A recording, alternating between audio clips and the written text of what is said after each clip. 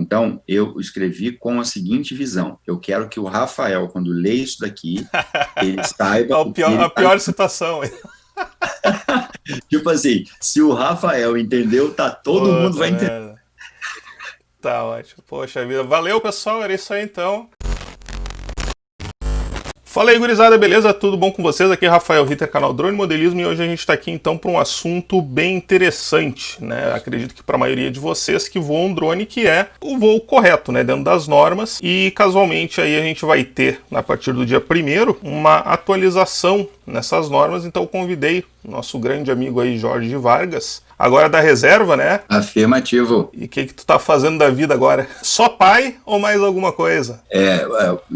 Um pai recente, né? Para não Pai falar recente. pai fresco, do jeito que alguns estão me chamando, mas saímos aí do serviço ativo e abrimos uma empresa, né? Até 4 drones, e estamos dando continuidade à empreitada aí na utilização correta do uso de drones. Empresa de treinamento.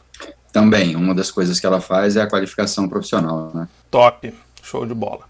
Então, qual é que é a ideia aqui desse vídeo, pessoal? É deixar vocês aí a par das mudanças, né, que estão acontecendo, e a gente vai começar falando sobre algumas coisas mais básicas, porque tem muita gente que está chegando aí agora, está tomando seu primeiro contato aí com as normas através desse vídeo. Depois a gente vai tentar esclarecer algumas dúvidas comuns, falar sobre as mudanças e também responder umas perguntas que os inscritos mandaram aí através do Twitter do canal. Quero aproveitar também aí para quem não é inscrito para se inscrever, né, deixa aquele likezinho, um comentário, e também quero dar uma dica: se vocês colocarem o cursor do mouse de vocês aqui na timeline do vídeo, vocês vão ver que tem um índicezinho. Eu aconselho vocês a assistirem o vídeo completo, mas se vocês quiserem também pode ficar navegando aí através dos assuntos do vídeo. Isso aqui depois na edição fica uma maravilha, né, cara? Mas na gravação é uma merda. Então vamos lá, grande Vargas aí, né? O pessoal ainda se confunde muito com um ponto bem básico, né? Qual é que é o papel da ANAC e qual é que é o papel do DCEA na vida de quem tem um drone? Beleza, Rita. O que acontece, na verdade, é o seguinte, cara, tipo, a legislação brasileira, ela é muito bem dividida e cada órgão, né, de acordo com a sua competência, atua dentro da sua área. Os 3 principais órgãos, sem os quais você... Na verdade, os 2 principais órgãos sem os quais você não consegue fazer nenhum tipo de voo são a Anatel e a ANAC. Então, para todo e qualquer tipo de voo, você tem que ter a Anatel e tem que ter a ANAC. Certo. A Anatel, a Agência Nacional das Telecomunicações, ela é diretamente responsável pelo uso do espectro eletromagnético, ou seja, o uso das frequências. Como a gente, quando pilota o drone, a gente utiliza as frequências, a gente tem que ter a bênção da Anatel. A ANAC, a Agência Nacional de Aviação Civil, é o único órgão competente que tem a capacidade, que tem a competência de emitir certificados, licenças e habilitações. Então, aquele documento que a gente faz lá na ANAC, que é o CISANT, lá no sistema deles, CISANT, Sistema de Aeronaves Não Tripuladas. Então, o documento que a gente faz quando a gente emite esse CISANT, está escrito lá que aquele portador é considerado apto pela ANAC. Ou seja, com aquele documento, a ANAC está dizendo o seguinte: esta aeronave pode voar no Brasil e este piloto nós consideramos aptos a pilotar essa aeronave em território nacional. Então, se você for fazer o voo dentro de uma área considerada adequada, você só precisa desses 2 documentos. Você não precisa nem informar o DCE. Agora, se você vai voar fora de uma área considerada adequada, né, no que a gente chama de local adequado, e aí qual é a diferença? Uma área adequada é uma área poligonal. Então, ali já foi feita uma verificação, ou há muito tempo você tem voos ali que nunca infringiram, nunca colocaram navegação aérea em risco. Então, ali dentro, você não precisa informar o DCEA, porque a missão do DCEA é manter a segurança do espaço aéreo brasileiro. Por que fora das áreas você informa? Porque quando você vai informar, o sistema do DCEA, que é o SAPAS, ele verifica se você está a mais de 2 quilômetros de qualquer aeródromo, a mais de 600 metros de qualquer heliponto, e se você informou para ele que vai voar até 40 metros. Então, quando a gente faz isso, não existe nenhuma avaliação humana. Então, você não está pedindo uma autorização, você só está informando. Sim. Quando a gente fala de missões mais rebuscadas que envolvam aerolevantamento, entra o 4º órgão, que é o Ministério da Defesa. Show de bola. Isso aí é um dos pontos que eu já preparei aqui para perguntar mais adiante, então a gente vai falar também um pouco mais sobre a questão do aerolevantamento, tá? Outra dúvida aí, Vargas: que tipo de aeronaves estão sujeitas às normas estabelecidas pela ANAC e pelo DCEA? E eu já aviso vocês aí que mais por final a gente vai falar um pouco especificamente sobre a questão do Mavic Mini, né, sobre os drones de corrida e também alguns outros casos específicos, tá? Mas agora é só para entender antes o que dizem nas normas. Beleza. A gente vai aguardar para o final falar do Mavic Mini ou eu já posso falar agora? Não, podemos guardar lá para o final. Só para não misturar as coisas aí. Tá bom. O que acontece, na realidade, é o seguinte, vamos lá. Eu acredito que tu, né, voe de avião, já tenha viajado diversas vezes, teus familiares e amigos o fazem da mesma forma. Pessoal, é muito importante que a gente entenda o seguinte, a gente está com um drone, por menor que ele seja, a gente tem dentro dele uma bateria. Imagina essa bateria entrando na turbina de uma aeronave. Absolutamente ninguém, e o DCEA acredita, né, fielmente nisso, absolutamente ninguém quer enfiar um drone na turbina de um avião e matar um monte de gente. Ninguém quer fazer isso. Só que muitas vezes, e é a grande maioria mesmo, a maioria esmagadora, ele não sabe que ele está colocando a navegação aérea num risco absurdo. E o risco ao qual a gente está expondo essa aeronave, as pessoas que estão dentro e mais as pessoas que estão embaixo também, é um risco grande demais. Então, a definição de uma aeronave, né, que é qualquer equipamento capaz de sustentar-se na atmosfera mediante reações aerodinâmicas que não sejam as reações do ar contra a superfície da Terra, os drones são aeronaves. E graças a Deus, aqui no Brasil, a gente tratou dessa forma. Porque todos os outros países que não trataram dessa forma, que tentaram tratar os drones como sendo um brinquedo, ou tentaram tratar os drones como sendo algo não tão relevante, hoje eles têm que proibir o uso dos drones. Explica pro pessoal o que é o TM, Jorge. O UTM é o seguinte, né? Vamos lá. O ATM é o Air Traffic Management, então é o gerenciamento de tráfego aéreo. O UTM é o Unmanned Traffic Management, então é o gerenciamento do tráfego não tripulado. O que é o UTM? Cara, quando eu pego vários drones e coloco no mesmo espaço, cumprindo as mesmas rotas, fazendo a mesma missão, eu tenho que ter uma separação entre eles, porque senão daqui a pouco o drone vai bater. Então, quando eu coloco esses drones em uma rota específica, separados, fazendo determinado procedimento, voando de acordo com algumas regras que já são aplicadas a eles, eu estou fazendo gerenciamento de tráfego não tripulado. Só que aí, vamos lá, hoje a gente tem tecnologia para ter delivery com drone, para ter Uber aéreo, para ter transporte de bolsas de sangue, transporte de vacina, transporte de um monte de coisa. Perfeito. Só que se a gente tiver aquele cara que voa sem informar nada para ninguém, simplesmente voa onde ele quer, vai à altura que ele quer, faz o que ele quer, o UTM não tem como surgir. E aí é o seguinte, aquele cara que vai lá no YouTube, publica o voo dele a 500, 600, 700 metros de altura, ele não sabe o que ele está fazendo. Só que, na verdade, Ritão, ele está colocando em risco a mim, a você, da mesma forma, e a todos os droneiros amigos dele. Porque, entendam, é muito importante que a galera entenda isso, cara. O dia, tomara que não aconteça, e eu acho que não vai acontecer, né? Porque dizem que Deus é brasileiro. Mas, se nós tivermos uma colisão de um drone com um avião, se nós tivermos que esperar uma grande M acontecer, né, será que os órgãos regulamentadores vão continuar segurando essa barra? Ou será que eles vão chegar e falar, a partir de agora ninguém mais voa, porque a gente tem a missão de manter o espaço aéreo seguro? Então, é isso que é difícil a galera entender, sabe? E isso realmente traz grande preocupação. O pessoal usa muito o argumento de que nunca aconteceu, né? Então essa preocupação aí, ela talvez seja exagerada, mas o fato é que na aviação não se trabalha com tanta margem, né, de tolerância, assim, as coisas são muito exatas, né? As coisas são como são porque nunca aconteceu uma merda e se acontecer não vai simplesmente passar a ser uma coisa um pouco mais preocupante, ela vai dar um salto. Ela vai passar de controlado para, né? Então é importante que continue como está hoje, né? Sem nunca ter acontecido nada. Maravilha, então, Vargas, aí, assim, ó, antes da gente começar a falar sobre as normas, né, é importante que as pessoas que estão assistindo esse vídeo aqui, elas consigam, né, entender aí a razão das normas existirem. Claro que isso aí parece óbvio, né, mas às vezes não é. Tem um vídeo, né, bem conhecido aí do DCEA, que foi publicado em 2015, logo depois da publicação da ICA 140, onde o Major Haberfeld ele fala com essas palavras, né? O intuito da legislação foi flexibilizar ao usuário a possibilidade do acesso ao espaço aéreo. E eu achei essa frase aí bem explicativa, porque muitas pessoas elas ainda acham que as normas elas servem para restringir, né? Que é uma coisa impossível, porque basicamente antes tu não podia fazer nada e agora tu pode, né? Então eu queria que tu falasse um pouco aí sobre a importância, e claro, isso aí o pessoal já sabe, mas sobretudo sobre o que pode acontecer com a própria evolução das normas se não houver conscientização, né? Se as pessoas realmente não respeitarem aí as normas. Beleza. Bom, o que acontece, como tu falaste, né? As normas, elas realmente vieram para possibilitar que tu fizesse teu voo de forma regulamentada, para possibilitar que qualquer outra pessoa fizesse os voos de forma regulamentada. A gente acompanha alguns grupos de WhatsApp, por exemplo, né? É normal a seguinte coisa, né? Eu estou dentro da minha casa, estou dentro do meu quintal, o drone é meu, eu não estou nem aí, não vou pedir nada para ninguém. Perfeito, amigão, show de bola.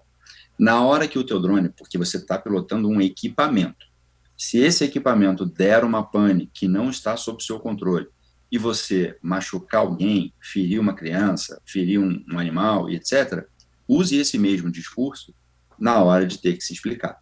Esse é o ponto. As normas, o que acontece? Como eu falei, aqueles países que tentaram encarar os drones de forma, isso daí é brinquedo, hoje eles estão voltando atrás, estão proibindo tudo para poder botar uma ordem na casa. Cara, a ICA 140 foi publicada em 2015, as AI6N17, 23 e 24 foram publicadas em 2017, hoje elas estão sendo transformadas, quer dizer, já foram, né? Eu saí do DCE e já deixei tudo pronto para que elas fossem transformadas em manual, quer dizer o quê? Uma circular maturou, né, se transformou numa coisa mais madura, mais fixa, agora já pode ser um manual. Então, quer dizer, a nossa regulamentação, ela é fantástica, ela é muito bem embasada, graças a Deus, e a gente não teve que voltar atrás. E aí, só para resumir o que você falou, né, digamos, você está num churrasco, tá? Aí você sabe que, tipo, se você beber uma caixa de cerveja, você fica bem. Tipo assim, teu reflexo tá tranquilo, tá numa boa, tá beleza. E aí você toma meia caixa de cerveja. Você está bem. Só que aí é o seguinte, cara, você tá voltando para casa, alguém que tá desgostoso da vida resolve se jogar na frente do teu carro com o intuito de cometer suicídio. Essa pessoa que você atropelou e que matou, ela que se jogou, só que você bebeu, brother.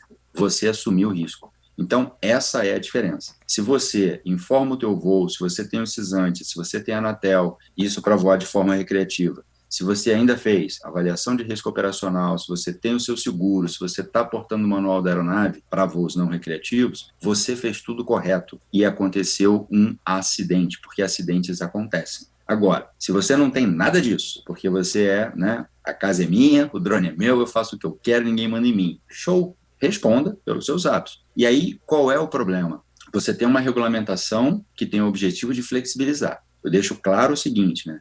Quem escreveu as circulares fui eu. E por que eu escrevi as circulares? Tu me conheceu naquela época. Por que eu escrevi as circulares daquele jeito? Porque eu já voava drone. Inclusive, não sei se tu te lembra, a gente na vista chinesa, na hora, pelo celular, a gente pediu o voo e a gente informou o voo e estava lá Sim, a autorização. tem vídeo aqui no canal. Já veio aqui pro local meio com o aplicativo aberto ali, com o aplicativo não, com o site aberto no celular. Só tá finalizado, ó. E já está aprovado. E já tá aprovado. Pois é. Então, tipo assim, quanto tempo a gente perdeu para fazer aquilo? Rapidinho. Entende? Aí eu te pergunto, cara, tipo, se por um acaso as normas que hoje estão não conseguem segurar porque o pessoal acaba não tendo uma conscientização, o que vai acontecer? Pode acontecer, caso aconteça uma catástrofe, pode acontecer de alguém chegar e falar, meu irmão, tá proibido o voo de drone no Brasil até que o pessoal consiga estar consciente. E aí, quantos empregos vão ser jogados fora? Porque hoje, você sabe melhor do que eu, tem várias famílias sendo sustentadas com drone, principalmente nessa fase que a gente está vivendo, entendeu? Então, bicho, a pergunta é, vale a pena ficar peitando e indo? Para quê? Esse é o ponto. Como tu falou aí, e pessoal, assim, eu só quero fazer um aviso, tá? Porque eu sei que muitos de vocês aí acompanham aí os canais de drone, acompanham aqui o drone modelismo, e pode parecer um pouco demagógico eu estar falando isso aqui, porque tem vídeos no meu canal fazendo coisas aqui que eu não deveria ter feito, tá? Fiquem tranquilos, eu também vou abordar esse assunto aí lá mais pro final, tá? Eu não tô aqui querendo dar lição de moral para ninguém, isso aqui é só uma conversa falando sobre o que deveria ser feito, tá? O que seria o ideal que todo mundo seguisse as normas. Mas como o Vargas falou, as pessoas elas têm o direito de assumir risco. É isso, né, Vargas? Eu não sei se eu estou me expressando corretamente, mas existe o livre-arbítrio. Então, assim como tu pode pegar teu carro, tu tá lá na praia, tu vai na padaria, tu pode pegar o teu carro e ir de chinelo de dedo, sem camisa, sem os documentos, até a padaria buscar o pão e voltar. Só que se der algum acidente no meio do caminho, aí as consequências, elas são outras, né? E aí as consequências. Assuma as consequências, exatamente. Outra coisa, Vargas, que eu acho muito interessante, é que é o seguinte, né? Para o leigo pode parecer um pouco confuso ali aquela quantidade de publicações que tem, né? Tu tem a RBAC 94 lá da ANAC, tu tem a ICA 140, tem a ICN 17, que agora virou um manual chamado MCA 56-2, e tem também outros 3 manuais que agora segmentam as operações conforme a natureza de cada uma delas, né? E deve ter outros documentos. Tu pode explicar aí para as pessoas um pouquinho como é que é essa estrutura de documentos e qual é que é a forma correta de interpretar e localizar a informação que eles procuram? Bom, vamos lá. Eu falei para ti que os 2 órgãos principais, a Anatel e a ANAC. Então, a Anatel é a resolução 242. Se a tua aeronave vem com o selo da Anatel já, não te preocupa, porque já está tudo certo. ANAC. ANAC é o RBAC ECO 94. Então, vale a pena ler, não é uma leitura muito extensa, vale a pena ler para entender o que aquele regulamento diz. Tá? Logo depois vem a ICN 17, que agora, como tu falaste, é MCA 56-2. O que é a IC? Circular de Informações Aeronáuticas. O assunto é muito novo, não está consolidado ainda, você tem que tratar de uma forma mais técnica. Aí o que acontece? Cara, numa boa, as circulares que a gente escreveu para a regulamentação de drones, elas foram extremamente elogiadas durante muito tempo. Por quê? Porque ela tenta usar o linguajar que o piloto tem que entender. Então, ali, se você for comparar com as regras do ar, a ICA 100-12, né, ou a 127, você identifica que o linguajar ali é um linguajar muito menos formal, muito menos técnico. Tá? Então, se você quiser voar recreativo, prenda-se ao RBAC ECO 94 e ao MCA 56-2, é o suficiente para você. O MCA 56-1, que é de operações emergenciais, o 56-3, que é o de órgãos de governo, e o -4, que é de segurança pública, defesa civil e Receita Federal, é específico para as operações deles. Agora, eu trabalho com drone, então leia a ICA 140, e se você quiser ser contratado para uma operação emergencial ou contratado por órgãos de governo, aí leia a 56-1 e a 56-3.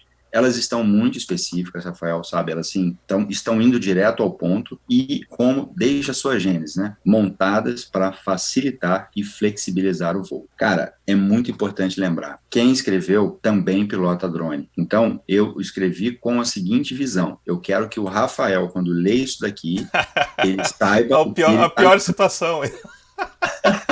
Tipo assim, se o Rafael entendeu, todo mundo vai entender.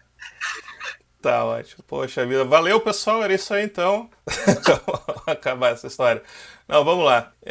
Eu acho muito interessante, Vargas, tu tá citando isso aí, porque era uma das coisas que eu queria mostrar, né, para as pessoas, porque às vezes elas ficam um pouco tensas, né, na hora de ler uma documentação dessas, achando que ela é muito extensa, né, ou então que tu precisa ali de conhecimentos específicos, né. Mas só para citar um exemplo aí, durante a minha pesquisa aqui para essa conversa, eu peguei lá o Manual de Voo Recreativo, tá? Que é o 56-2, né, Vargas? E ele tem 32 páginas, tá? Sendo que até a página 19 são definições e premissas, depois até a página 21 fala sobre responsabilidades e cadastros, e só a partir da página 22 começa a falar sobre tipo de operação e uso do espaço aéreo. São só 9 páginas, bem dizer, e as 3 últimas ainda, se vocês olharem lá, vocês vão ver que elas só vão até a metade, então não chega nem a 9 páginas, é realmente uma leitura que tu não vai ficar tarde lendo ali. E é importante, eu acho, falar também sobre a importância de tu buscar informação direto na fonte e não através de resumos, né, em sites ou então em canais como tem aqui no próprio Drone Modelismo, não tem problema nenhum também fazer isso aí para ajudar as pessoas pontualmente, mas o fato é que as normas, como elas evoluem rápido, elas estão evoluindo rápido, essas fontes de terceiros, elas também acabam ficando obsoletas muito rápido também. Se vocês olharem, acho que eu vou até tirar todos os vídeos que eu tenho aqui no canal falando sobre isso aí, porque certamente está defasado. E só para citar um exemplo para vocês, durante a minha pesquisa aqui, eu encontrei uma página da FAB, tá? Olha só, uma página da FAB, afirmando que o uso de aeromodelos ele era regido pela portaria número 207 do DAC, que é uma coisa de 1999, e o uso de drones ele era regido pela ICN 21 de 2010. Isso aí não é defasado, não é mais verdade. Para piorar, essa página aí, ela não tinha nem sequer informação de data. Então, por exemplo, se eu fosse uma pessoa leiga, eu teria encontrado aquilo ali, com base no fato de ser um site da Força Aérea Brasileira, eu me daria por satisfeito, e é isso aí que eu ia utilizar como parâmetro. Então vocês vejam como é importante buscar informação direto na fonte. E isso aí é a minha próxima pergunta, Vargas. Qual é que é a fonte? É o dcea.com.br/drone ou tem algum outro lugar? Se você entrar no Google, tá? você vai colocar lá no Google publicações DCEA, tá? E aí publicações DCEA vai te dar uma lista de todas as publicações do DCEA. Se você botar lá no filtro MCA, só vai sair aquilo ali. MCA 56 só vai sair as 3. Então, falando agora aí um pouquinho, Vargas, sobre cadastro, né, solicitação de voo, que na verdade assim, né, na minha primeira pergunta lá eu tinha feito quais tipos de aeronaves precisam de cadastro, e existe aí um limite de 250 gramas. Se eu tiver uma aeronave com peso máximo de decolagem, de novo, depois a gente vai falar sobre Mavic Mini em outros casos, mas se a gente tiver uma aeronave de fato, tá, 250 não tem nenhuma aqui para mostrar agora, mas eu posso pegar ela, brincar ali no meu quintal, posso... Enfim, eu não preciso cadastrar ela na ANAC, não preciso fazer a solicitação de voo ao DCEA. Então, tendo isso em mente, via de regra, Vargas, o que um piloto, e assim, eu sei que isso aqui é uma pergunta bem básica também, mas eu acho que faz parte da ideia desse vídeo. O que o piloto ele deve providenciar antes de realizar o primeiro voo, tá? Tirando aquilo que é caso específico, tá? Esquece aerolevantamento e tudo mais. É homologação na Anatel, cadastro na ANAC no CISANT, providenciar o adesivo, né, com o código do CISANT no corpo do drone, cadastro do piloto no DCEA, cadastro no SARPAS, cadastro da aeronave no SARPAS e solicitação de voo. Esqueci de alguma coisa? Na verdade, você deu uma enrolada. Não, peraí. Ó, olha aqui, ó, vamos devagar então, olha aqui, ó. Primeira coisa, comprei meu droninho ali, tá? Eu não sei se eu comprei de uma revenda autorizada ou se veio do Paraguai ou o quê. Então eu tenho que verificar se ele está homologado na Anatel, correto? Perfeito. Tá. Se não tiver, eu vou lá, faço aquela Via Crucis lá, que agora é de graça, beleza. Segunda coisa que eu vou fazer, cadastro dele no CISANT da ANAC, correto? Perfeito. Tá. Depois que eu fiz o cadastro no CISANT, que também é de graça, pego o prefixo, colo na fuselagem do drone, ok? Peraí. Você não precisa nem colar. Porque eu falei que tu tava meio que deu uma enrolada, porque, tipo assim, tu providenciar o adesivo. Cara, se tu pegar uma caneta, marcador, tá. e tu colocar... Não! Tipo assim, é só pra mostrar pra galera, velho, que é o seguinte. Rafa, na boa, eu já ganhei diversos almoços. Diversos. Tipo assim, ó, em 7 minutos, cadastro no CISANT, cadastro no DCEA e uma autorização de voo. Mas vai lá, continua. Vai lá, Tá, continua mas que a tudo gente bem, mas o pessoal sabe que tem que afixar o prefixo no drone, tá? Eu falei que botar um Durex porque é o que geralmente as pessoas fazem.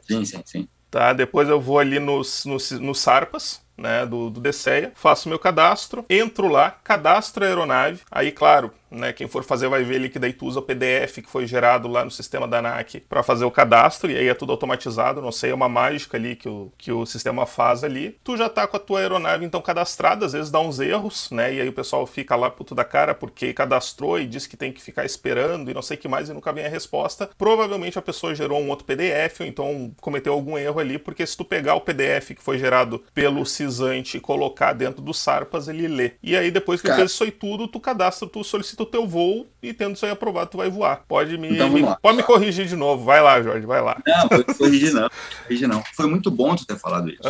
Deixa eu te falar, vamos lá. Eu falei no início, quando tu perguntaste sobre os órgãos regulamentadores. Perfeito. Quem é que eu falei que fala sobre a aeronave? Que é o responsável por falar sobre a aeronave? ANAC. Aí o que acontece? Por que no site do DCEA, no sistema SARPAS, você tem que inserir aquele documento que veio da ANAC? Por quê? Se você insere aquele documento, o sistema consegue ler nos metadados do arquivo se tu colocou o CPF que bate com o cadastro e se tu colocou o CISANT que bate com o que tu informou. Se bater, como tu disse, é automático. A aeronave já sai ativa.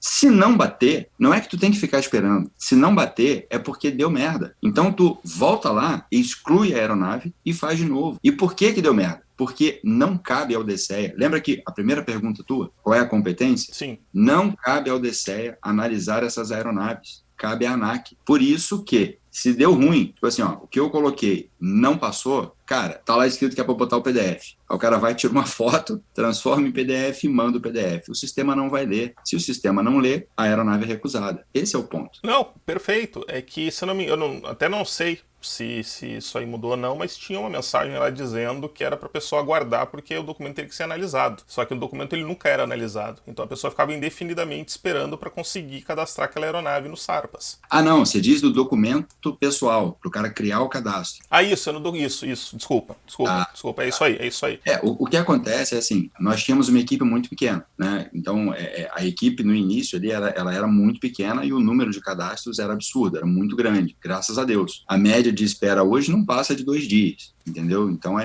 coisa está muito, muito mais eficiente. Isso daí com toda certeza. Com certeza, então deve estar bem melhor. Próxima pergunta aí, Vargas. No caso de drones de brinquedo, tá? Isso aí é uma dúvida que o pessoal tem pra caramba. Como, né, o caso de modelos da Eachine, Cima, Hubsan, nessas marcas aí, que não fornecem informação de peso máximo de decolagem. Vale o peso do drone exibido no site ou na caixa ali no momento da compra, ou qual é que é a definição para a pessoa saber se ela precisa ou não fazer o cadastro? Então, vamos lá. Na verdade, vale o que está escrito na caixa, no próprio manual da aeronave, né? Então, lá, se ele tem o peso lá, o peso daquela aeronave, tá? É aquilo ali que vai valer. Normalmente, as aeronaves que não precisam de cadastro algum, normalmente são aquelas aeronaves que realmente são brinquedo. Então, por exemplo, o Trello. O Trello eu não preciso cadastrar em lugar nenhum. Não, o Mas Telo. por que não precisa? É o Telo. Desculpa, o Trello é o outro lá, é o aplicativo. Mas o Telo, por que eu não preciso cadastrar o Telo em lugar nenhum? Porque ele vai a 50 metros, cara, entendeu? É o Wi-Fi, então ele vai a 50 metros e fica ali. Isso vai colocar o espaço aéreo brasileiro em risco? Claro que não. Então, por isso que eu não preciso cadastrar. E além dos brinquedos, Vargas, quem monta o seu próprio drone, né, digamos a sua própria aeronave, né, seja um drone para filmagem aérea, um drone de corrida ou até um aeromodelo, quem é que diz nesses casos qual é que é o peso máximo de decolagem? Porque, por exemplo, eu posso ter um dronezinho de corrida, e geralmente um drone de corrida ele tem uma relação peso-potência de 10:1, 15:1, né? Então eu vou lá, faço meu dronezinho, pode ser um drone pequeno, Tiny Whoop, que pesa 100 gramas. Só que é um negócio, é um monstro, consegue teoricamente decolar com 500 gramas. Né? Só que fui eu que montei. Então sou eu que atesto que aquele drone ali é um drone com peso máximo de decolagem de 100 gramas? Na verdade, a resposta é você que atesta. Porque isso daí deu muita discussão no início, né, quando as regras começaram a ser escritas, mas, repito, cada órgão dentro da sua competência, entendeu? Então, tipo, infelizmente, é o que você está dizendo. O meu drone, ele pesa 100 gramas quando eu boto ele em cima da balança. Só que a força que ele tem faz com que ele consiga voar com 500 gramas. Tá, qual é o peso máximo de decolagem do teu drone? 500 gramas. Só que você é o, entre aspas, fabricante do teu drone. Então, se tu chegar lá e disser que o teu drone tem 100, ou você não cadastrar porque o teu drone tem 100 gramas de peso, mas não peso máximo de decolagem, não tem ninguém que vá contra isso. Não tem nenhuma regulamentação que vá contra isso. Mas na verdade assim, né, Vargas? Não é que seja entre aspas, porque no momento em que eu montei o meu setup e eu configurei a controladora, eu defini os speeds para ele voar bem com 100 gramas, eu posso pegar esse drone e vender para um amigo meu, ele vai tentar decolar com 500 gramas, ele vai subir, mas vai subir todo errado porque ele foi otimizado para 100 gramas, né? Então não chega a ser uma coisa tão errada assim, né? Eu simplesmente afirmar que o peso dele é de 100 gramas. Realmente não chega. Mas aí vamos lá, você falou dos drone racer, né? Então, o que acontece na realidade, Rita? A quanto de velocidade chega teu drone? 100, 150, sei lá. Tu já tomou uma pedrada na cabeça? Já tomou? Pois é. Aí vamos lá, vamos voltar naquela história. Eu vou pegar o meu drone, ele pesa 100 gramas, eu não tô nem aí, e eu vou voar com o meu drone em praça pública. Cara, sei lá, tu perde o controle, ou alguém esbarra em você, acontece alguma coisa, teu drone bate na cabeça de uma criança a 100 km por hora. Tranquilo, irmão. Assuma, entendeu? Claro. Esse é o X da questão. Então, tipo assim, drone racing, agora eu vou te falar a minha opinião como Jorge Vargas, tá? Tipo assim, eu não tô falando por nenhum órgão regulamentador. Por mim. Quer voar drone racing? Cara, show de bola. Vamos para um local adequado, vamos para uma área adequada para fazer isso, entendeu? E vamos, como a gente fez aí na Drone Experience, lembra? Claro. Parte de trás ali, cercadinho e tal, todo mundo obedecendo, voando os drones racing, atrás da construção. E não deu problema nenhum, entendeu? Agora, quer fazer isso? É que nem carro, cara. Tipo, você quer andar na cidade a 180 km por hora, em algum momento vai acontecer alguma coisa. Agora, se tu for para uma pista de corrida, né, talvez seja mais adequado. É isso aí. Perfeito. Conforme tu estava falando ali, eu já estava imaginando aqui, porque eu já ouvi muitas vezes ali o argumento de que uma bolada na cabeça de um idoso também não é uma coisa muito agradável e pode matar ali a pessoa na hora, né? E não por isso é uma coisa proibida. Mas eu acho que já ficou claro, não se trata de ser proibido ou não, se trata de que se tu tá afim de fazer isso aí, assuma as consequências, né? Se acontecer alguma coisa. Exatamente. Beleza, então agora vamos falar aí sobre o Mavic Mini. Bora. Enfim, assim, eu acho que a maioria já entendeu, né, por que no Brasil ele não se enquadra aí na categoria de sub-250, né, mas alguns ainda não entenderam, né? Eu sei que tu já deve estar cansado aí de repetir, mas eu queria que tu explicasse isso aí de novo, né? Por que ele não se enquadrou aqui no Brasil na categoria sub-250 e por que aparentemente isso não foi visto da mesma forma em outros países. Então, vamos lá. O que acontece, na realidade, é o seguinte, né? O surgimento do Mavic Mini, ele deu um grande chabu, né? A galera, foi uma polêmica absurda, e eu lembro que na época eu me posicionei, eu mesmo, e na época como representante do órgão, me posicionei em vários grupos. Então, o que acontece? Você tem lá a regulamentação brasileira que fala de 250 gramas, beleza. Aí surge uma aeronave de 249 gramas. Show de bola. Só que essa aeronave ela vem com um protetor de hélice, tá? E esse protetor de hélice ele pesa 30 gramas. Se esse protetor de hélice é do fabricante, quer dizer que aquele drone é capaz de voar de forma segura com aquele protetor. Então, se ele é capaz de voar de forma segura, o peso máximo de decolagem daquele drone não são 249 gramas, e sim, no mínimo, 279. Ou seja, ele está enquadrado dentro da regulamentação. Mas, beleza, digamos que ele não estivesse. Digamos que por conta de 1 grama, o Mavic Mini realmente pudesse estar fora da regulamentação. Aí eu te pergunto, essa aeronave, ela chega lá aos 5,4 quilômetros, já vi até no YouTube o pessoal fazendo em cima da água do mar, um long range de 8 quilômetros com o Mavic Mini. Cara, show, parabéns. Bicho, se é difícil ver um urubu com o tamanho do urubu, imagina ver um Mavic Mini na final de um aeroporto. Aí eu te pergunto, vale a pena deixar essa aeronave sem nenhum tipo de cadastro e deixar essa aeronave fazer o que o piloto tem na sua cabeça a bel prazer? Não sei. Eu acho que não é a questão de valer a pena ou não, né? Eu acho que a questão é se a norma é essa e uma empresa atendeu essa norma, então ela tem o direito de colocar no mercado, por mais que possa parecer ali que foi uma afronta ou alguma coisa assim, eu não sei se é o caso, mas se a norma era 250 gramas, então 249, independente dos riscos, né? Como não dizia na legislação que o drone tinha que ter menos de 250 gramas e não podia passar de 100 metros, né? Eles foram lá e fizeram. Se tu quiser saber a minha opinião agora como Rafael, né, eu acho que mesmo que ele não tivesse sido, ou melhor, mesmo que ele tivesse sido enquadrado como sub-250, ele ainda teria que atender algumas exigências que não permitiriam que ele fosse usado livremente, né? Tu teria que manter ali a linha divisada, tu teria que continuar voando longe de pessoas não anuentes, enfim, isso aí não ia mudar grandes coisas. Agora o que eu acho é que muitas pessoas que comprariam um Mavic Mini, mesmo tendo dinheiro para comprar um Phantom, deixaram de comprar um drone menorzinho, mais leve e menos perigoso, para comprar um Phantom que é maior, mais pesado, e se cair na cabeça de alguém vai machucar muito mais, simplesmente porque não fazia diferença. E ele poderia deixar de ter comprado o Phantom para comprar o Mavic Mini e a gente teria muito mais drones levezinhos e mais inofensivos voando por aí. Entendo o outro lado da história, mas eu particularmente eu preferia ver um monte de dronezinho de 250 ou de 275 gramas voando por aí do que Mavic Air 2, Mavic Pro, Phantom, enfim, né, drones mais pesados. Eu não sei se eu fui claro, eu quis dizer que se não houvesse a necessidade do registro, a gente estaria incentivando as pessoas a comprarem drones mais leves, é isso que eu quis dizer. Não, eu entendi, mas o problema na realidade é o seguinte, se não há a necessidade do registro, você acaba... Você imagina todo mundo comprando esses drones mais leves e um aumento, porque é o seguinte, se o cara não tem que fazer cadastro, qual é o conhecimento dele? Não, ele não claro, vai buscar. concordo. Ele não vai buscar nada. Aí o que acontece? Talvez você tenha um aumento dos índices de incidentes. E quem é que está em perigo nisso?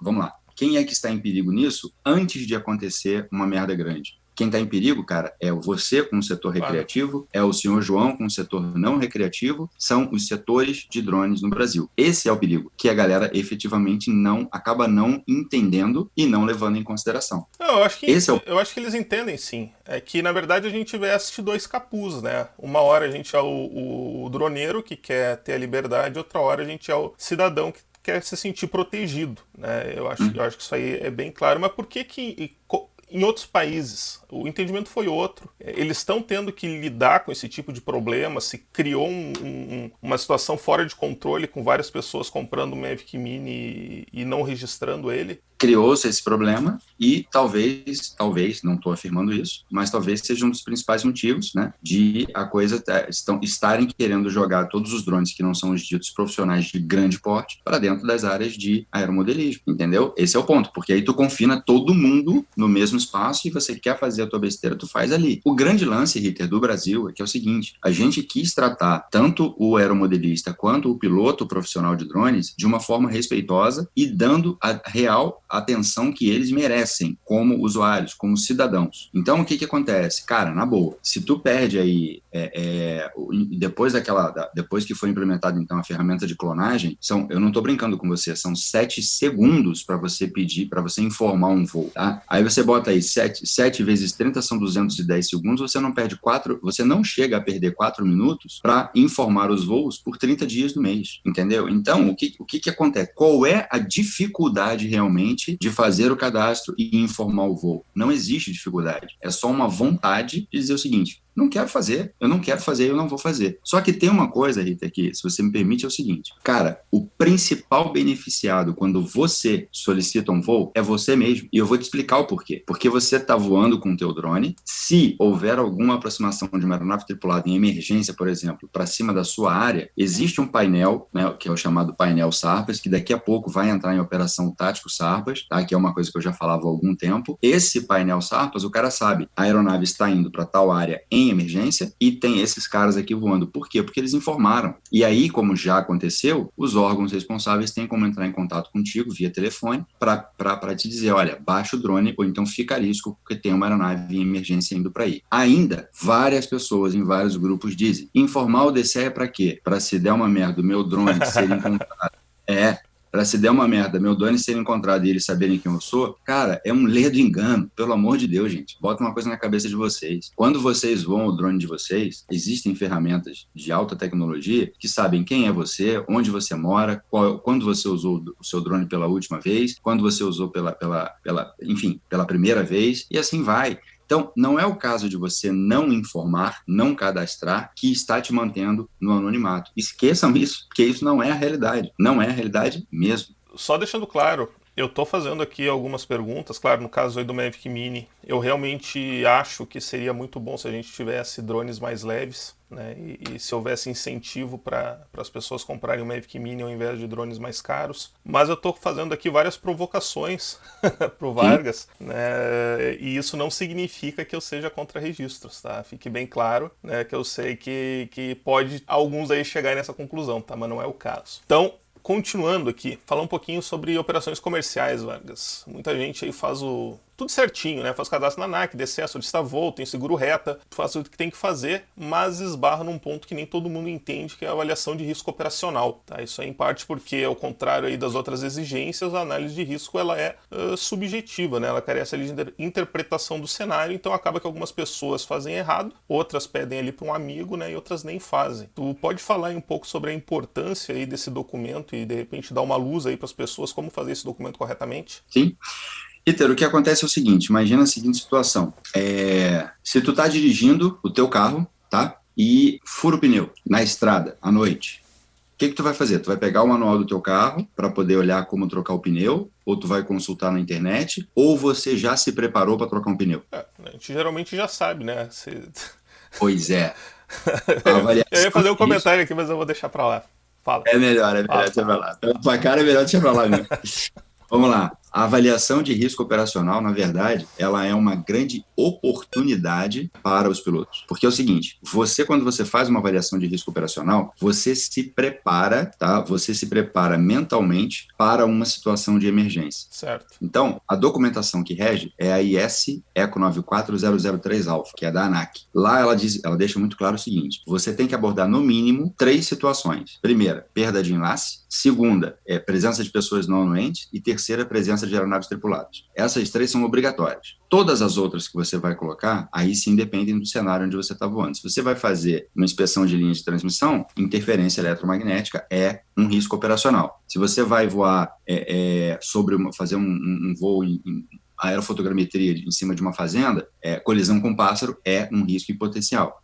Então, o que é a avaliação de risco? Você escreve, se acontecer isso, eu vou fazer aquilo. Ou seja, é uma grande oportunidade de você já se preparar psicologicamente para caso aconteça, você não fique, e agora, o que eu faço? Entendi. Por que eu achei interessante a gente abordar isso aí? Porque, primeiro, tem uma questão, né, de que tu não precisa ter uma avaliação para cada vez que tu for voar. Se tu for voar, por exemplo, todos os dias no mesmo lugar, nas mesmas condições, tu pode utilizar a mesma avaliação. Mas eu já vi, né, pessoas que utilizavam, eles fizeram uma vez só, pegaram da internet e guardavam junto caso a fiscalização solicitasse. Isso aí pode livrar a cara do piloto ali na hora. Daqui a pouco vai ser aceita aquela documentação como válida, mas se der algum problema, né, novamente vai ser avaliado ali o que constava nessa avaliação de risco, e se não tiver de acordo também pode gerar problemas para o piloto. Tô certo ou tô errado? Você tá certíssimo, com toda certeza.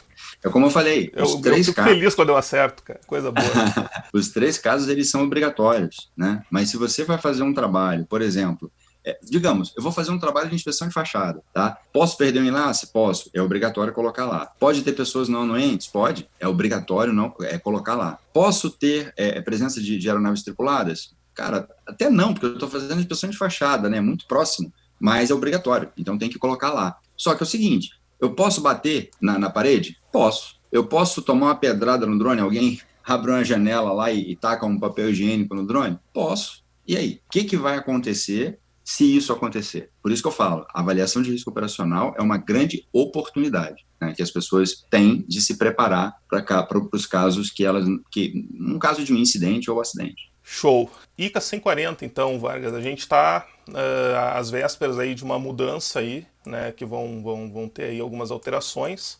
Então eu queria te perguntar, né, o que tu acha interessante citar aí, coisas que vão mudar em relação ao que a gente tinha até então. Tá. Na realidade, a ICA 140 ela foi mais flexibilizada, né? Engraçado que o pessoal reclama da regulamentação e ela foi mais flexibilizada ainda. Uma das coisas que o pessoal dizia, Rita, é o seguinte, né? Por exemplo, quando eu vou voar recreativo, se eu tiver além de 2 quilômetros de um aeroporto, eu consigo pedir para voar 40 metros. Show de bola. Mas a ICA 140, ela me restringia a 100 pés. Então, era 100 pés que daria 33 metros. Ou seja, alguns falavam o seguinte, tá vendo? Quem trabalha acaba podendo menos do que o recreativo. Mas, na verdade, não era isso. Por quê? Porque se você tiver a menos de 2 quilômetros de um aeroporto, usando o padrão, né, que é o que consta na ICA 140, a sua operação, pelo menos, é analisada. Você, como recreativo, tu nem conseguia pedir, e tu não consegue pedir o voo a menos de 2 quilômetros, não consegue informar o voo a menos de 2 quilômetros. Ou seja, quem trabalha pode mais do que quem era recreativo. Cara, para que a galera entenda, né? Por que 40 metros? Bom, lembra daqueles 30 metros lá de pessoas não anuentes? Sim. Aqueles 30 metros horizontais? Então, o que acontece? Foram feitos vários estudos, esse estudo é de origem francesa. Tu tem um drone, esse drone, quando ele despenca, ele nunca ultrapassou 30 metros de desvio lateral. Então, convencionou-se isso aí, 30 metros de pessoas não anuentes. Okay. Agora, tu concorda comigo que se tu tem um drone voando, tá, a uma determinada velocidade, daqui a pouco a gente fala dela, se esse drone parar o motor, ele não vai cair na vertical, ele vai fazer uma parábola até bater no chão? Exato. Do ponto que ele parou até a colisão com o solo, ele não pode andar mais de 30 metros, porque senão ele vai extrapolar aquela distância, né, que pessoas não anuentes podem estar próximas. Aí o que acontece, brother? Eu, pessoalmente, entrei em contato com a Cobra na época, vamos lá, para a região urbana, qual é o limite de velocidade mínimo que vocês precisam? E aí a galera mandou 30 km por hora. E dessa reunião participaram Cobra e ABM. 30 km por hora. Cara, o DCE deu 40 km por hora. Por isso que o limite lá é 40 km por hora. Aí, fizemos a engenharia reversa. Se eu tenho um drone a 40 km por hora e ele não pode se deslocar mais do que 30 metros horizontais, qual é a altura máxima que esse drone pode estar? Fazendo as contas, chegamos aos 40 metros de altura. Então, esse é o ponto. E aí, agora, com a nova versão da ICA 140 2020, né, ao invés de 100 pés, são 131 pés, né, 40 metros de altura. E por que o DCE aceita esse parâmetro? Aceita pelo seguinte, tu disse que tu vai voar a 40 metros de altura. Se você tiver a mais de 2 km de aeroporto, tu não vai bater em nenhum avião, entendeu? E aí, eu gosto muito de lembrar disso, né? Não sei se tu já fez aquele questionário para poder pegar o visto americano, né? Não. Nunca fez, mas lá tá escrito o seguinte, você vai entrar nos Estados Unidos para se prostituir? Aí tu tem que responder sim ou não. Não, mas tá escrito, você vai entrar nos Estados Unidos para praticar atos terroristas? Sim ou não? Você vai entrar nos Estados Unidos para traficar humanos? Sim ou não? Aí tu fala, cara, quem é o ser humano que vai botar sim numa pergunta dessa? Mas não é, brother, é que é o seguinte, você está afirmando que tu não vai fazer. Então, se tu fizer, tu não vai ter chance Tu de dizer que não mentiu. sabe. Tu mentiu. Entendeu? Esse é o ponto. E detalhe, tá? Lá embaixo, no sistema SAPAS, quando você pede o teu voo, lá embaixo tem um monte de declaração que você clica lá, declaro estar ciente das normas, declaro que estou fora da zona de aproximação da decolagem, declaro... Quer dizer, bicho, é um monte de declaração que tu faz ali, que depois não adianta dizer que, tipo, eu não sabia. Né? Não, tá ali, tá escrito. Entendi. E no recreativo, Vargas? Mudou também, tem algumas coisas aí que o pessoal não entendeu. Vamos lá. A mudança que ocorreu no recreativo, a grande mudança na realidade, foi um só. Até no último evento lá, eu expliquei isso. Bom, vamos lá. A gente tem o princípio da sombra, né? O princípio da sombra é um volume de espaço aéreo ao redor de um obstáculo natural ou artificial. Aí o que acontece? A gente estabeleceu lá os 30 metros de distância horizontal da face do obstáculo. Tu acha que uma aeronave, em condições normais, ela vai passar menos de 30 metros de um prédio? De jeito Não, né? Em condições normais, ela vai passar menos de 5 metros de um prédio de altura? Não. Então, o que nós fizemos?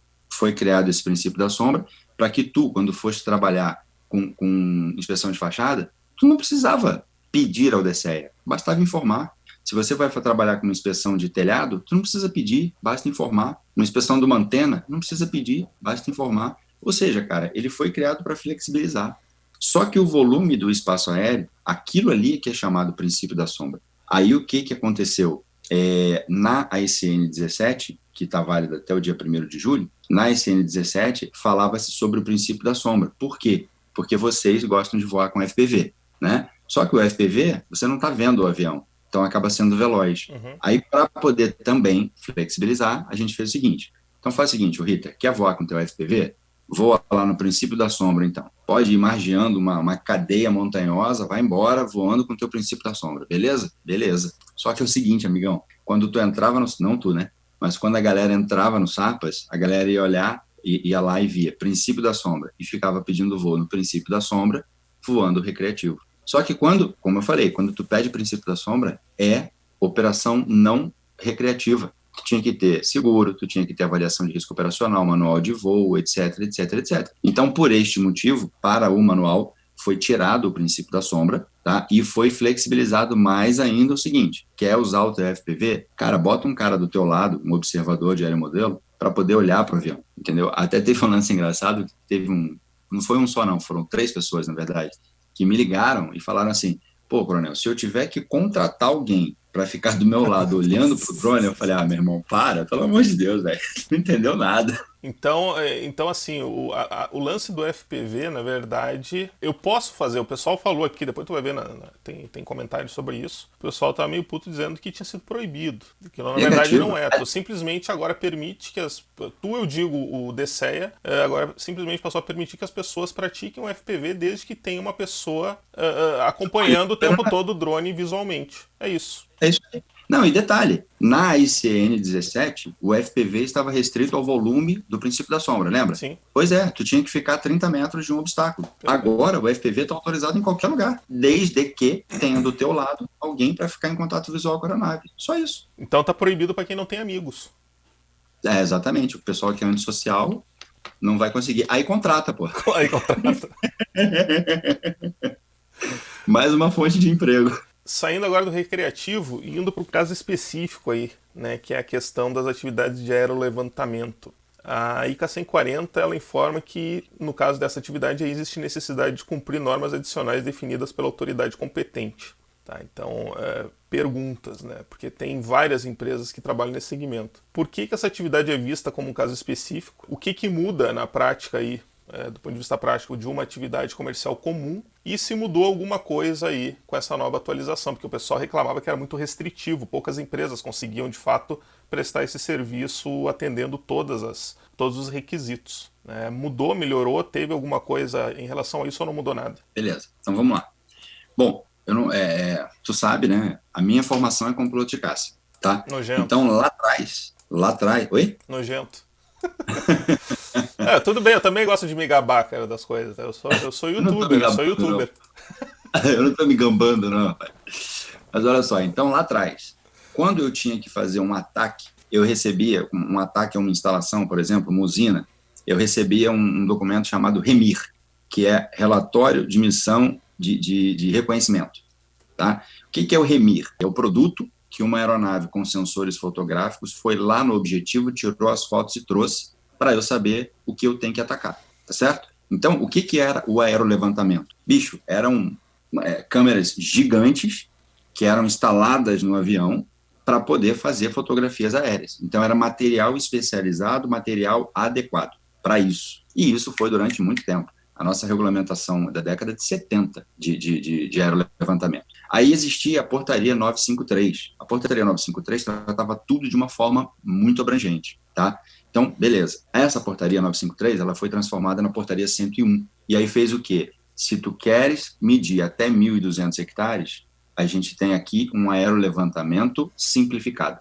Então, tu não precisa ter autorização de sobrevoo, basta que tu seja cadastrado no Ministério da Defesa. Esse é o ponto. Tá, por que eu preciso ser cadastrado no Ministério da Defesa? Meu amigo, porque você está utilizando o sensor da tua aeronave para fazer fotos que podem ser utilizadas para vários fins ilícitos. Quantas vezes a gente verifica em vários e vários jornais, seguinte, drones sobrevoaram, não sei do que, da loja lá, aquela loja de transporte de valores, né? Sobrevoaram durante 2 semanas, insistentemente, ninguém prestou atenção. Conclusão da história, 2 semanas depois está lá a empresa sendo explodida, tiro para tudo que é lado e sendo assaltado. Em São Paulo, drones fazendo levantamento de condomínios, né, para poder verificar a rotina que o pessoal segue, etc. e tal. E houve casos dos assaltantes entrarem na casa e perguntarem onde está o jet ski, né? Porque, tipo assim, o cara já sabia que existia um jet ski naquela casa.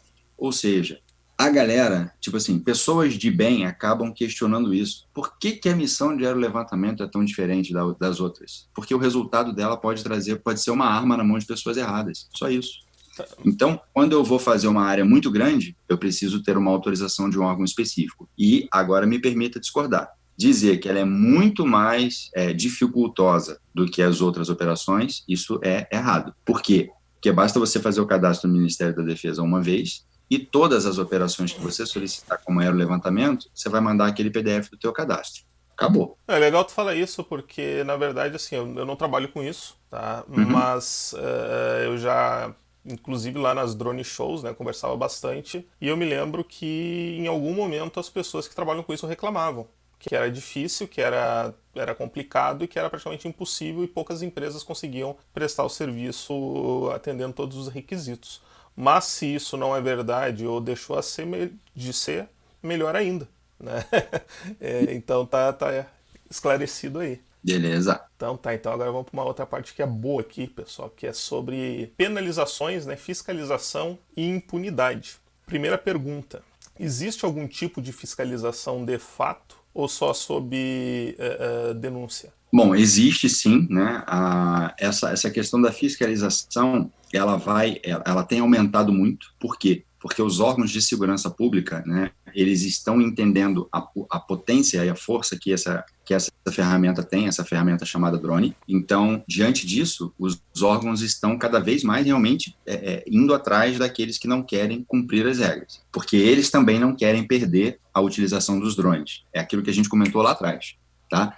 Então, existe a fiscalização? Sim, existe. O problema é, a fiscalização, ela não precisaria existir, se todo mundo tivesse uma conscientização bacana, entendeu? Eu há pouco tempo acompanhei no carnaval, né? O cara decola de São Paulo, impressionante. O cara decola no meio de um bloco, tá? Ele, quando bota a câmera para cima, ele filma o helicóptero da polícia, entendeu? A metros do drone dele. Aí o cara fala assim, tá vendo? Eu voei perto de um helicóptero e não aconteceu nada. Tá, amigão, mas e se teu drone desse pane e fosse para cima do helicóptero? E aí, o que ia acontecer? Então, assim, a fiscalização, ele existe, só que é o seguinte, Rafa, nós temos uma média de um pouco mais de 22 mil aeronaves tripuladas cadastradas no Brasil. Aquelas cadastradas drones são mais de 85 mil. Só que fontes não oficiais já falam em torno de 400 mil logins diferentes da DJI. Se você bota aí... No Brasil, isso? No Brasil. Se você bota 400 mil logins diferentes da DJI, a gente está falando algo em torno de 1 milhão de aeronaves. Amigão, tu acha que alguém tem braço para fiscalizar 1 milhão de aeronaves?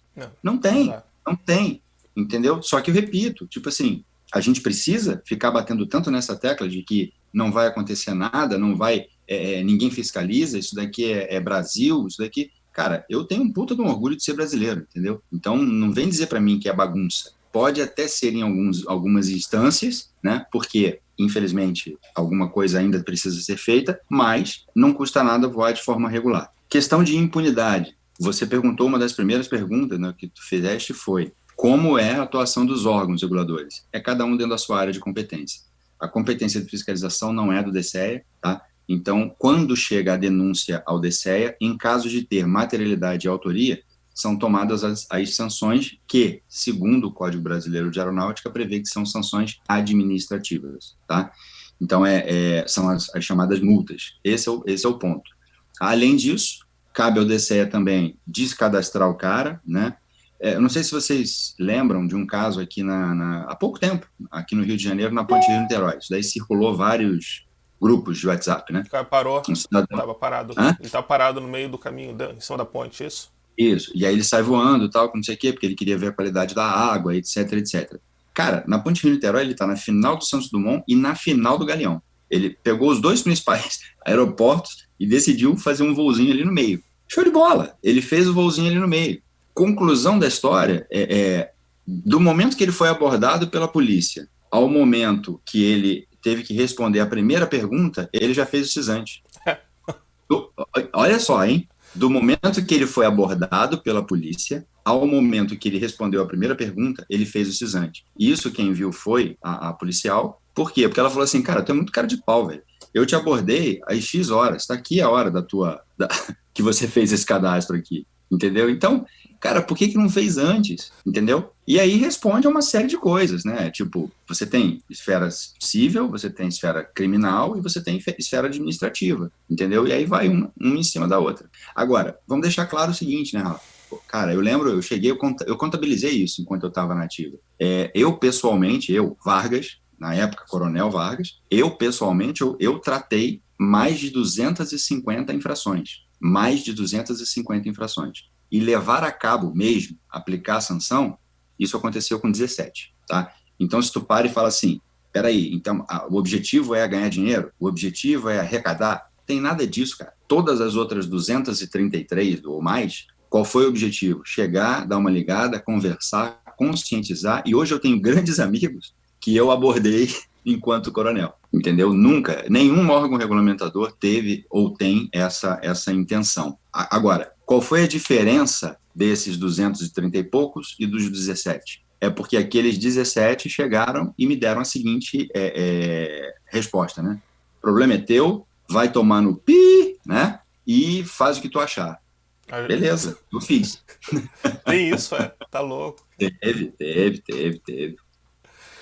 Eu acho que é importante a gente falar sobre isso, Vargas, porque eu até vou quebrar um pouco aqui o meu roteiro, porque quando a gente fala em uso recreativo, o recreativo ele não é uma coisa compulsória, tu pode te divertir ou não, daqui a pouco, se, digamos, foi proibido, não tem o que fazer, as pessoas vão reclamar, mas elas vão achar outro hobby, vão surfar, vão andar de skate, alguma coisa assim. Agora, o uso comercial ele é uma coisa diferente, né? Como tu falou lá no início, muitas famílias vivem disso, né? Ele já gira aí uma economia grande, e ainda mais num momento de crise como é agora, é muito sedutora a possibilidade de tu correr riscos, né? No sentido de que chegou uma solicitação para mim, eu não tenho tempo hábil para fazer a solicitação, mas se eu não fizer, eu sei que aquele cliente vai no meu concorrente, o meu concorrente vai fazer, né? E eu, Rafael, eu sou sócio de uma empresa que está fechando, e eu posso dizer sem medo nenhum que metade das solicitações de trabalho que chegavam para nós, eu me recusava a fazer, na verdade eu e meus sócios nos recusávamos a fazer, sabendo que o nosso concorrente ia fazer, os nossos concorrentes iam fazer, e hoje a gente fechou e eles estão trabalhando, né? Então acaba se criando uma situação de impunidade que beneficia, em princípio, os errados. Isso aí é uma coisa que não tem, né? Como eu estou falando, eu senti na pele isso, e é uma coisa que dói, né? Eu vou sentir consequências financeiras disso aí, e gostaria muito que fosse diferente, né? A gente fala em denunciar para o Ministério Público. Eu fiz isso e eu ligava e eu perguntava como é que tá, vai ser visto, não chegou ainda, fulano tá de férias, volta semana que vem, liga semana que vem, tudo mais, até que eu cansava de ligar. Estão aí até hoje, né? Nunca aconteceu nada. É por isso que as pessoas, elas têm essa sensação realmente de impunidade. Eu entendo a questão do volume, né? Mas... O X da questão nesse ponto, Rafael, tipo assim, eu não tenho como discordar de você, tá? Isso acontece, infelizmente, isso acontece, tá? Tem mudado, mas acontece, e não vou te falar que vai parar em breve. Não, vai continuar acontecendo. Mas, cara, o X da questão é o seguinte, enquanto as pessoas não se conscientizarem tipo, nós estamos prejudicando a todos, a gente não vai para frente. O brasileiro tem, infelizmente, tem aquela coisa, né, de eu quero ganhar o máximo no menor espaço de tempo possível. É isso que eu quero. Entendeu? Eu não quero saber de perenidade, eu não quero saber de sustentabilidade, eu não quero saber de uma coisa sustentável. Bicho, os drones vieram para ficar. A perspectiva que a gente tem é de um aumento de mercado absurdo. A gente tem hoje, somente dos cadastrados, a gente tem, em média, bicho, mais de 1.200 novos pilotos mensalmente. Isso é uma média mensal, entende? Então, enfim, as pessoas têm que buscar, cara, profissionalização, as pessoas têm que buscar capacitação, as pessoas têm que buscar qualificação. E aí eu vou te falar, tipo, se você, né, como uma andorinha sozinha não vai fazer verão, enfim, tem que botar a boca no trombone, tem que acontecer alguma coisa, tem que partir realmente, entendeu? Para mostrar para essa galera que é o seguinte, cara, tu tá prejudicando a todo mundo. Não é uma questão de concorrência desleal somente, né? Se esse cara faz uma besteira, acontece de todo mundo se prejudicar. É que nem aconteceu se não me engano, foi na Bahia, aquele helicóptero, o drone que voou lá acima de 400 pés e quase bateu no helicóptero da polícia, né? Foi enquadrado não só o cara, tá? Ele está respondendo o processo, foi enquadrado também a empresa que o contratou, e já era a 4ª contratação. Inclusive isso é uma coisa que a gente fazia muito. Toda vez que a gente pegava um orçamento e a gente não conseguia atender porque um prazo era inviável ou alguma coisa assim, na resposta a gente citava, né, que o cliente, né, o contratante, ele é corresponsável. Mas as pessoas não levam muito a sério, né? Não chegou nesse ponto. Eu, infelizmente, eu não tenho como discordar de você. É fato. No momento é fato. E é fato também, né? Por isso que eu falei lá no início do vídeo que a ideia não era fazer um vídeo hipócrita nem nada, porque esse tipo de coisa acontece também nas redes sociais. Aqui no canal, né, eu fiz um vídeo aí que eu achei que ia passar em branco, né? Que foi o teste de alcance do Mavic Mini, que eu fiz um voo de 1 km e pouco sobre uma plantação de arroz. Tu mesmo me alertou sobre isso, né? E quando eu recebi agora o Mavic Air 2, eu recebi um monte de perguntas se eu não ia fazer o teste de alcance. Quantos quilômetros que vai? Eu disse que eu não vou. E não só por uma questão de, eu vou estar aqui agora querendo posar de bonzinho. Não, se tu olhar o meu canal, tu vai ver que durante a história dele eu cometi vários excessos, né? Inclusive excessos que os próprios inscritos me alertaram na aba de comentários. Mas o fato é que tem muitos canais hoje, tá, que fazem todo tipo de merda, porque fazer merda gera engajamento, gera um monte de views, faz o canal crescer mais rápido. Pô, é só olhar, tu vai olhar números de vídeo, os vídeos que dão mais ibope são aqueles com risco de dar merda. Entendeu? Então, é isso mesmo, a gente pode esperar que esse aí continue sendo um motor de visualizações, porque não vai acontecer nada.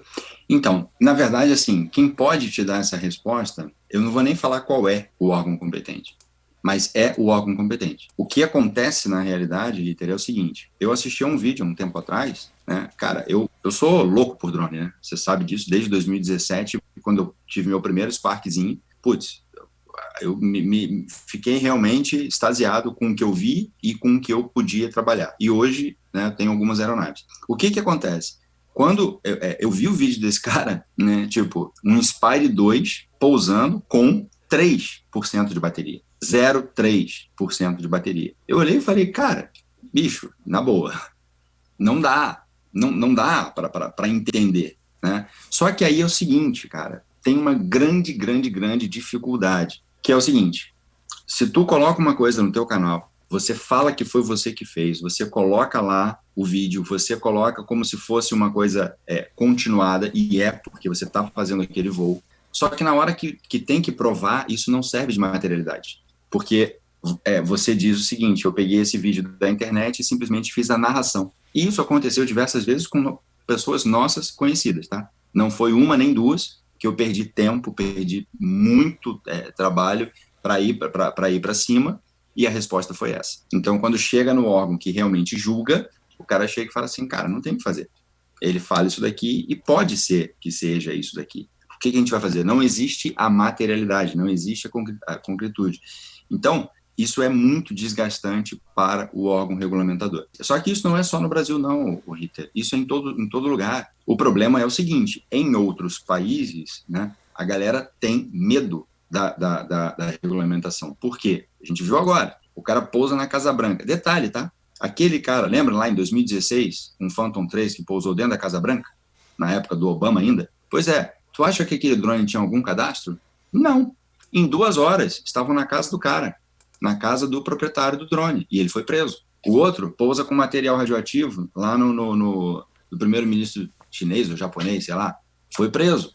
O cara agora voando, pousou com um drone em emergência, se eu não me engano também, foi um Phantom 3, no aeroporto no JFK, em Nova York. Foi preso. E tu acha que ele tinha algum tipo de cadastro? Não. Então é o que eu falo para ti. O X da questão é o seguinte, em outros lugares, a regra é clara. Você fez, você vai preso e você só sai sob uma fiança enorme, entendeu? Aqui, a gente ainda está nessa luta, nessa briga. Não foi uma e não foram 10 vezes, onde eu recebo ligação de policial, tipo assim, porra, coronel, eu tô na delegacia e eu não consigo fazer atuação porque o delegado não conhece as regras.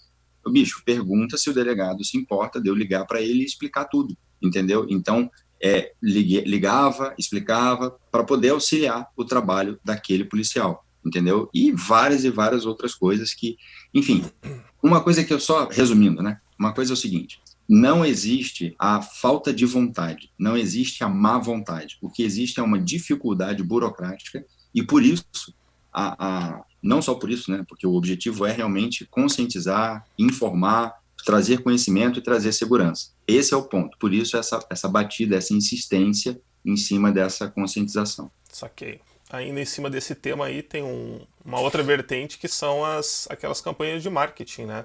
Que a gente vê por aí das empresas. Acho que a última aí foi a Dominus, né? Que até ficou conhecida ali de Drominus, né? Que achou interessante ali pendurar um banner com cupom de desconto num Phantom e ficar passeando pela cidade. Mas não é o único, né? Tem muitos casos aí também de padaria entregando pão, farmácia entregando remédio, que, assim, aparentemente tá valendo a pena, porque as empresas continuam fazendo. Na realidade, eu vou te falar assim, não está valendo a pena, tá? Porque eu não posso, o Ritter, por exemplo, eu olho para você, digamos, eu vejo no fundo aí, na parede, pendurado uma arma. Eu pensei que não estava aparecendo, peraí. Eu não posso chegar, né, fazer uma queixa-crime contra você, dizer que você tem uma arma fria que está na sua parede aí e tal, porque eu vi, cara, eu não tenho a materialidade disso. O X da questão é o seguinte, eu posso fazer a denúncia, essa queixa-crime, na verdade, eu posso fazer essa queixa e essa queixa vai ser levada em consideração, vai ser analisada. Onde é que eu estou querendo chegar? Esse caso que tu citaste está em análise, né? Outra drogaria aqui na área de Petrópolis que fez a entrega foi para análise. Outras empresas de entrega foram para análise e tomaram, entendeu? E tomaram. Tanto é que agora estão fazendo as coisas de uma forma diferente, entende? Aí o problema o cara entrega pão, o cara entrega queijo, o outro entregou, se não me engano, maconha. Cara, é uma sequência de coisas que tu olha assim e fala, bicho, na boa, né? Essa galera não está entendendo aonde eles vão acabar levando os 2 setores de drone do Brasil. Na verdade, quando eu citei esses exemplos aí, eu não quis, assim, a ideia não foi tirar um pressuposto de que eles estavam errados. É óbvio que o negócio está em análise. Mas até onde eu sei, não tem como hoje tu fazer uma solicitação de voo para fazer o transporte de uma carga externa. Consegue, porque, na verdade, no DCEA, você não afirma que está... O que é o DCEA? O DCEA é Espaço Aéreo Brasileiro. Então, o que eu vou fazer? Você no SARPAS, você diz qual é o tipo de missão que você vai fazer? Padrão recreativo urbano, recreativo rural, princípio da sombra era levantamento. Acabou. A gente teve essa conversa um tempo atrás. E eu me recordo que o que tu tinha me dito era isso, que não tinha como tu fazer um transporte de carga externa ao drone. Não, na realidade, o que a gente conversou foi o seguinte, quando mudou isso, inclusive foi até naquele grupo Drone Consciente, né, alguém chegou e colocou lá, não, eu posso fazer carga externa, tá aqui, ó, né, porque saiu no CISANT da ANAC lá, carga externa. Foi essa confusão. Isso. Aí eu falei, cara, você não tem como filtrar, entendeu? Você não tem como pedir no SARPAS transporte de carga externa, entendeu? Cara, transportar carga externa, seja num helicóptero, seja num drone, é uma coisa extremamente complicada, extremamente técnica. Existem várias técnicas que você tem que testar para transportar carga externa, que você tem que treinar para transportar carga externa, entendeu? Mas o cara tem o CISANT, tá lá, a carga externa, tem não sei o quê, tá lá, combate a incêndio. E bota um copinho d'água embaixo do drone, né, vai para cima de um incêndio, vira o drone, faz uma guinada com o drone e joga a sua água lá para fazer combate a incêndio. Infelizmente, cara, mas assim, não é uma crítica, né? Cada órgão dentro da sua competência. Mas respondendo a tua pergunta, não tem como filtrar o tipo de operação que você vai fazer. Entendi. O que a gente faz o que o DSEA faz, na verdade, eu falo a gente ainda porque eu ainda estou lá em alma, né? Mas o que o DSEA faz é filtrar o tipo de acesso ao espaço aéreo. Esse é o ponto. Entendi. Bom, encerrando aqui a minha pauta, né, quais são aí os próximos capítulos? Né, eu não sei se tu pode falar por isso, né, nesse sentido aí, como tu tá na reserva agora, mas tu tens alguma coisa a comentar aí sobre os próximos capítulos aí da história, né, que novas atividades devem se tornar realidade, enfim, como é que tu vê aí o futuro comercial dos drones aqui no Brasil? Cara, o futuro comercial dos drones, não só no Brasil, mas como no resto do mundo, né, é um futuro extremamente promissor. A tecnologia está avançando a cada dia, então é completamente factível e viável, sim, que nós tenhamos delivery, que nós tenhamos UTM, que nós tenhamos táxi Uber aéreo, que nós tenhamos, enfim, é completamente viável e factível que isso aconteça. O X da questão é o seguinte, cara, a gente tem que trazer conscientização. Cara, tu imagina o seguinte, hoje tu entra na Amazon.com.br ou na Americanas.com, tu pede um celular e tu vai receber daqui a, sei lá, uma semana, 10 dias. E aqui no Rio, principalmente se você não morar em algumas áreas, né? Se você morar em algumas áreas, talvez você nem receba, né? O correio fala, não levo aí. Aí o que acontece? Tu imagina, tu entrar no site, fazer o pedido e daqui a 2 horas tu poder ir buscar, entendeu? Ou daqui a 2 horas tá na porta da tua casa. Então, cara, os benefícios que isso vai trazer, eles são enormes, eles são absurdos, eles são maravilhosos. O X da questão você pode ter o UTM voando aqui e você pode ter um drone perdido voando aqui. Só que esse drone ele não pode estar perdido. Então, aí entra a questão daquele Remote ID, né? Entra a questão, outras questões que a gente vai ter que levar muito a sério para poder voar o UTM, para que a gente não tenha que tomar, no Brasil, as posturas que foram tomadas em outros países. Então, esse é o ponto, entendeu? Que a gente efetivamente tem que entender. E, Rafa, a cada dia eu me surpreendo mais e mais com o que essas ferramentas fazem, né? Com o que elas são capazes de fazer. Tenho feito alguns trabalhos com drones, assim, bicho, na boa. A diferença de trabalho, as possibilidades que você tem, elas são enormes e cada vez mais surpreendentes. Eu sempre falei isso, você sabe, você me conhece há muito tempo. Pessoal, prestem atenção, né? Sejam conscientes, façam a coisa da forma como tem que fazer, que todos nós vamos ganhar. Todos nós vamos ganhar, entendeu? Eu, vocês, o recreativo, o não recreativo e o avanço da tecnologia. É isso aí. Show.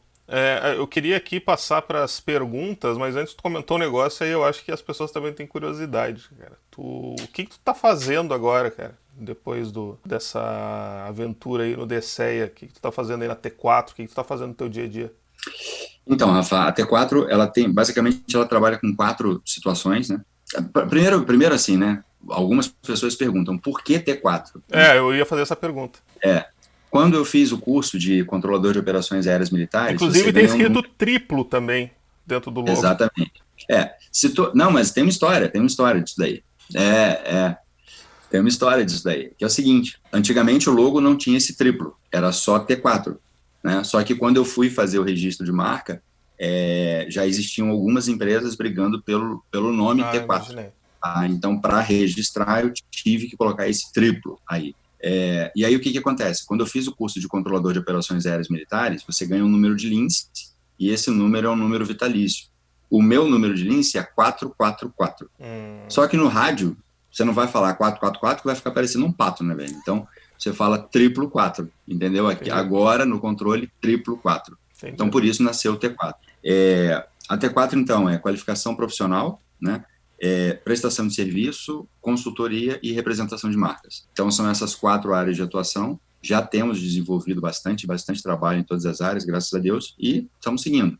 O objetivo, Rafa, tipo assim, muita gente, né, entrou em contato, muita gente xingou e tal, mas aí é aquela coisa que eu falo, né, cara, pega uma senha e entra na fila, né, porque Tá, entendo. eu já estou acostumado com isso, né. Então, o que acontece é o seguinte, a T4 nunca teve, nunca vai ter o objetivo de ser concorrente de ninguém, muito pelo contrário. Eu tenho hoje grandes amigos que estão fazendo o curso de instrutores da T4 simplesmente para correr em parceria, lado a lado. Não existe nenhuma hierarquia, nenhuma verticalização hierárquica. Então, está todo mundo correndo lado a lado. E isso é o que eu sempre acreditei. Se as pessoas estivessem realmente lado a lado, cara, a gente ia ter uma coisa, dois setores de drone no Brasil extremamente desenvolvidos, entendeu? Mas se Deus quiser, a gente ainda chega lá. Tomara. Então vamos passar aqui, ó. Eu tinha pedido lá pro pessoal deixar no Twitter e na aba de comunidade do canal algumas perguntas, né? E aí apareceu de tudo aqui. Então vamos lá aqui, ó. Até o momento, o registro de drones no DCEA se dá a partir da informação do fabricante, seguido por modelo e número de série. A partir de agora, será possível o registro de racers, uma vez que são montados com peças de diferentes fabricantes? Como isso será possível? Bom, no DCEA, desculpa só, meu amigão, no DCEA não tem cadastro de número de série, né, não tem cadastro de fabricante, isso é feito lá na ANAC. No DCEA você só insere o documento que veio da ANAC. Tá? Então, essa tua pergunta, na verdade, eu não tenho como responder, né, porque seria da... Bom, mas vamos lá, né? O que acontece, na verdade, é o seguinte, se você colocar, já que são várias partes, você coloca alguma coisa que identifica a sua aeronave. Então, se você colocar um número de série de um dos componentes, a tua aeronave está identificada. Se você quiser fazer uma coisa mais certinha, mais perfeita, não tem lá informações adicionais? Aí você coloca lá as informações julgadas adicionais. Então, placa, número tal, ESC, número tal, número tal, e assim vai. Se você quiser. O que você tem que fazer é identificar a sua aeronave de algum jeito. Perfeito. O Vitor aqui ele fez 3 perguntas. Podemos responder aqui objetivamente. Primeiro, quantos acidentes aéreos com drones já foram registrados no Brasil? Bom, acidentes aéreos com drone, a gente não tem essa estatística, né? A gente tem, na verdade, a verdade é o seguinte, né? O que é levado como estatística? É a confirmação, né, daquele drone. Então, podemos falar que até hoje nós tivemos 9 ocorrências no Brasil, né? Que os órgãos de controle confirmadas, que os órgãos de controle tiveram que atuar e fechar. E aí, deixa eu só falar mas isso aí foram ocorrências, não acidentes. Não, acidentes, graças a Deus, a gente não teve nenhuma colisão no Brasil. Tivemos quase uma em Brumadinho, né? Um drone entrou ele chegou tão perto do helicóptero que, para você ter uma ideia, esse drone foi derrubado pelo sopro do rotor do helicóptero. Que loucura. Segunda pergunta dele: quantos desses estavam com a documentação em dia, inclusive registros de voo no SARPAS? Acho que ele quis dizer desses acidentes. Como não teve nenhum acidente, então nenhum deles estava, né, não tinha nenhum para estar. Mas de repente ele quisesse saber no caso desses aí que foram investigados também. Existe essa estatística para saber se eles estavam em dia com a documentação ou não? Não, na realidade, todas as autuações, né, todas as autuações que foram feitas, ninguém tinha documentação completa. Ninguém? Não, completa não. O cara tinha estudante, entendeu? O cara tinha somente a Anatel, mas completa não. Entendi. E terceiro, quantas pessoas já tiveram que ser acionadas na justiça por causa de irregularidades? Até agora, até a minha saída do DCE é 17. 17, tu tinha falado, né?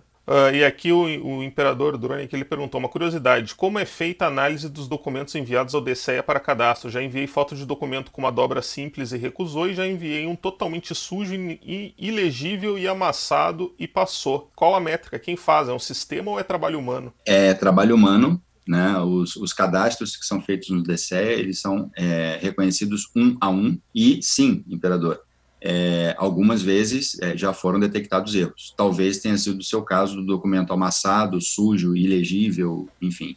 Então, como depende ali da avaliação de alguém, pode ser realmente, né, que um documento um pouco pior acabe passando e um que está um pouco melhor seja barrado. Eu acho que essa que era a dúvida dele. Pode acontecer porque são seres humanos que avaliam. Tá, teve uma outra pergunta aqui. daí na aba de comunidade de drone modelismo. Pergunta para ele por que os peixes dele podem voar com o drone fora das regras e os meros mortais não. Abraço. Beleza.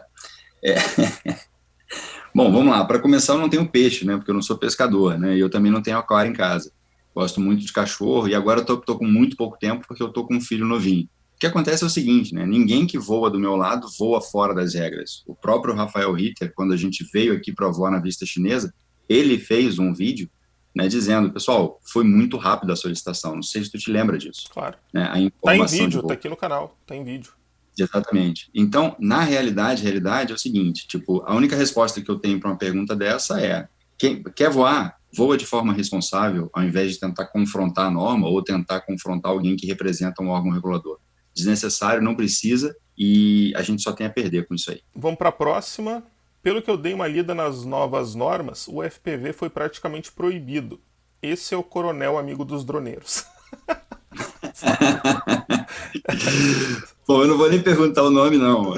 Na verdade é o seguinte, amigão, eu peço que você volte nas normas e leia novamente, porque você não entendeu nada do que você leu. Né? Como eu falei, a ICN 17 restringia o uso do FPV ao volume chamado princípio da sombra. Hoje, tu pode usar o FPV em qualquer lugar. Aliás, a ICN 17 restringia ao volume chamado princípio da sombra e às áreas consideradas adequadas. Lá era livre o uso do FPV. Hoje, tu pode usar FPV em qualquer local adequado ou área adequada. Só precisa que tu tenha ali um amigo, a não ser que tu seja um antissocial, mas só precisa que tu tenha ali um amigo do teu lado olhando para o drone. Isso para te ajudar a não bater em ninguém ou não bater numa árvore. Só isso. Dá uma lidinha lá na regra que você vai ver que melhorou. Eu até achei aqui a dúvida dele pertinente, né? Até porque durante o vídeo aí a gente falou justamente sobre isso, né? Que foi mal interpretado por muitas pessoas. O que eu achei engraçado é que foi a designação. Coronel Vargas, amigo dos olheiros. Aí aqui também quero saber por que continuamos com o conceito de PMD, tirando assim o Mini da categoria de brinquedo, diferente da maioria do mundo. Eu acho que isso aqui já foi respondido, né? A gente falou bastante aí sobre esse assunto. Tem aqui também, se um drone perdeu o controle, o famoso fly away, o que eu faço além de rezar? Tem um telefone emergencial do DCEA para ligar e avisar? Cara, que pergunta fantástica, tá? Como eu falei, em algumas apresentações que eu fiz no passado, eu falava do Tático Sarpas, tá? Então, o que é o Tático Sarpas? O Tático Sarpas vai ser um telefone que você pode ligar para avisar que você teve essa situação de emergência, só que é o seguinte, amigão, a primeira coisa que vão te perguntar quando você ligar vai ser o seguinte, qual é o número do seu protocolo? Ou seja, se tu não informou o voo, assuma as consequências e seja o que... Aí você só pode rezar. Agora, se efetivamente você tem um número de protocolo, o que vai ser feito? Todas as medidas de segurança vão ser tomadas, os órgãos serão...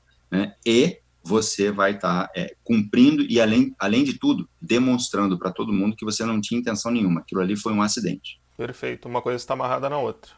Aí aqui também tem uma pergunta se o Mavic Mini precisa informar plano de voo. Na verdade, o plano de voo, nenhuma situação aí precisa. Né? Tu precisa informar a operação. Aí que tem um elogio, uma boa medida. Vai ser bom demais o vídeo, tenho certeza. Se necessitar trocar a peça do drone onde tem a etiqueta com número de série ou homologação da Anatel, como devemos proceder? Retiro a etiqueta e coloco na peça nova? E se danificar, quando tentar descolar ela? Cara, isso daí você está falando para drones montados, né? Porque se tu tentar tirar a etiqueta de uma Vic Air, por exemplo, de uma Vic Zoom, por exemplo, você vai arrancar a parte do fundo ali da bateria. Se for do Phantom, tu vai arrancar a parte do fundo da bateria. Então, acredito que seja para drones montados. Não, eu acho que o que ele está dizendo é o seguinte, se ele tiver que trocar a parte de baixo do drone dele, aí a nova peça vai ficar sem aquele selo. A nova peça... Não, na verdade, a nova peça viria com outro selo. A dúvida dele é essa. Por exemplo, ele estragou o drone, aquela peça foi danificada, ele mandou vir uma outra da China e ele trocou. Entendeu? Daí... Tá. Aí a nova peça não tem aquela etiqueta com o número de série que tinha antes. Tá, mas, bom, porque tá difícil para mim, tipo assim, tá difícil eu imaginar qual é a peça que ele trocaria que tem o número de série. Porque, tipo... Embaixo da bateria, não tem? Tem, mas ele vai trocar essa peça? Eu acho que é essa situação que ele se refere aqui. Tá. Se ele vai trocar essa peça, ele vai ter que descolar para poder colocar ali o número de série. né? Ele tem que ter uma identificação na aeronave.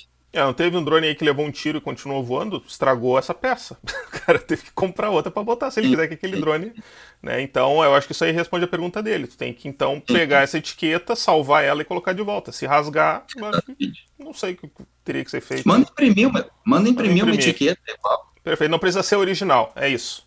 Exato. Ele tem que ter uma etiqueta de identificação, só isso. Perfeito. Outra pergunta. Eu tenho um Mavic Mini aqui no Japão. Quando eu for pro Brasil, eu vou ter que fazer o registro? O Mini daqui pesa 199 gramas, creio que mesmo colocando as proteções de hélices, não chega a 250 gramas. Já os do Brasil chega nos 300 gramas com proteção. Então, se ele vier do Japão com o Mavic dele, que pesa 199 gramas, vai ser necessário fazer o registro ou não? Tá, então vamos lá. A única forma que você tem de assegurar que esse drone tem 199 gramas de peso máximo de decolagem é você impedir que as baterias que são usadas no Mavic Mini aqui sejam utilizadas nesse drone. Ok. Então, provavelmente, no Japão é isso que aconteça. É proibido você usar a outra bateria que te dá uma autonomia maior. Agora, trazendo esse drone de lá e vindo para o Brasil. Aqui, ele é proibido de usar a bateria do Mavic Mini normal? Não. Não. Então, ela vai calçar ali. Se ela calça ali, qual é o peso máximo de decolagem dessa aeronave? Deixou de ser 199 gramas. Mas o mais importante passou a ser 279, porque tem o protetor de hélice. O mais importante é o seguinte, o que vai acontecer? Quando você, por exemplo, você está andando na rua e, sei lá, você é assaltado, né, e te roubam os documentos. Qual é a primeira coisa que você faz, Iter? Tu vai fazer uma ocorrência. Para quê? Porque se encontrarem, eles sabem que o documento é teu, ou então que ninguém está fazendo mau uso daquele documento. É espetacular. Aí, beleza, você está assegurando, tá certo, que você perdeu aquele documento, foi lá e fez. Tá bom. Seu drone de 199 lá no Japão vem, de repente ele cai, você teve um flyaway, como alguns aí já perguntaram, esse drone cai e machuca uma criança. Aí eu pergunto, você como pai, você gostaria de identificar esse cara? O responsável por esse dano? Com certeza, tá. Mas ele não tem nenhum tipo de cadastro, porque é um brinquedo, tá bom? Pega esse brinquedo e se você colocar no software certo, você vai saber quem é o dono desse drone. Descobriu quem é o drone, cara, é uma série de coisas que, tipo assim, você assumiu um risco. Uma aeronave feriu uma outra pessoa e você assumiu esse risco. Então, assim, respondendo friamente, se ele traz o Mavic Mini dele de lá e ele pode calçar as baterias do Mavic Mini daqui, a aeronave dele é classe 3 e ela tem que ser enquadrada. Entendi. No caso do Japão, problema deles é que a interpretação deles seja outra, né? Porque, teoricamente, mesmo ele sendo vendido lá com uma bateria que fique abaixo de 199 gramas, eles podem comprar uma bateria aqui do Brasil e equipar o drone deles lá, e aí estariam ferindo uma legislação que é lá do Japão, né? Então, mas enfim, daí a gente já está indo longe, né? Não cabe a nós decidir isso aí. Eu acredito que a bateria seja a mesma, né? Porque se fosse diferente, a DJI já estaria vendendo esse modelo aqui no Brasil há um bom tempo. Eu acho que era isso aí que a gente tinha. Tinha um outro comentário aqui, que o rapaz ele fez várias contas aqui, dizendo quanto é que o Mavic Mini pesava na Lua. Só por curiosidade aí. Ele fez várias contas, cara. Ele pesaria 41,17 gramas lá, né? Então, a pergunta dele era se a gravidade utilizada era da Lua ou da Terra. Enfim, mas daí aqui eu acho que já foge aí da nossa alçada, porque tu era do DCE e não da NASA, né? Enfim. Bom, acho que foram aí umas 3 horas de gravação, mais ou menos, né? Conversinha... Deu 2 horas e 13, efetivamente. 2 horas e 13 de conversa, que vai dar um trabalho para editar isso aqui depois, que eu vou te contar uma coisa. Teve várias vezes que a minha câmera parou, daí eu tive que apagar um pedacinho, enfim. Mas foi muito legal. Vargas, obrigado aí, cara, pela tua disposição. Eu sei que o teu tempo aí, ele anda bem escasso, né? Função de pai fresco. Exatamente. E aí mais toda a função aí com DCEA, mais empresa nova, e agora são 21h18 de uma sexta-feira, né? E eu acho que tá todo mundo aí querendo também tomar uma cervejinha. Últimos comentários teus aí? Quer aproveitar para falar mais alguma coisa? Irmão, eu só tenho primeiro te pedir desculpas, porque efetivamente o tempo, como você mesmo disse, né? O tempo está bastante escasso, tá? Então, agradecer aí a você, agradecer pela tua amizade, dizer para você o seguinte: estou aqui, continue contando comigo. Estamos juntos. Show de bola. Então era isso, pessoal. Obrigado aí para quem assistiu até aqui. Eu sei que o vídeo foi bastante extenso, mas eu acho que teve vários pontos interessantes que foram abordados, né? E era isso. Se curtiu, deixa aquele joinha, compartilha, ajuda muito aqui o canal e nos vemos no próximo vídeo. Um abraço!